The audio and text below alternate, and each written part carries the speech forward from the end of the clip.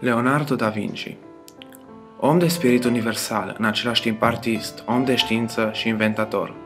Leonardo încarnează spiritul universalist al renașterii și rămâne unul dintre oamenii cei mai importanți din acea epocă.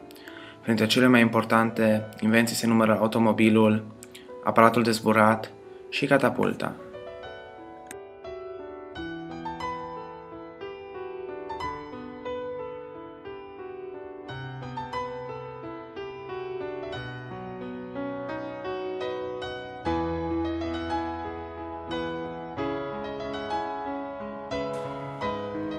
După mai multe încercări, Leonardo avea să realizeze un model al unei mașini din lemn, autopropulsată, de un ingenios sistem de arcuri și roți dințate.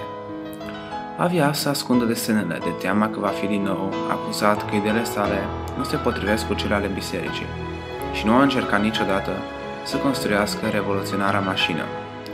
Uitat între hârtiile inventatorului, planul avea să fie redescoperit iar în 2004 de o echipă de cercetători de la un muzeu din Florența, care de altfel au și construit un model al acestei mașini.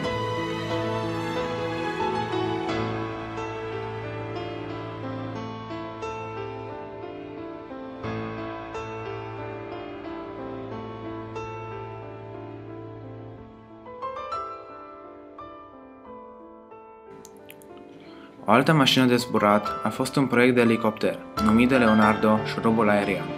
Chiar dacă specialiștii de astăzi susțin că ideea n-ar fi putut fi vreodată pusă în practică, Leonardo a trasat minuțios planul acestei invenții ciudate, care ar fi avut nevoie de 4 oameni pentru a fi pus în mișcare. Nu a construit niciodată însă acest elicopter renaștentist.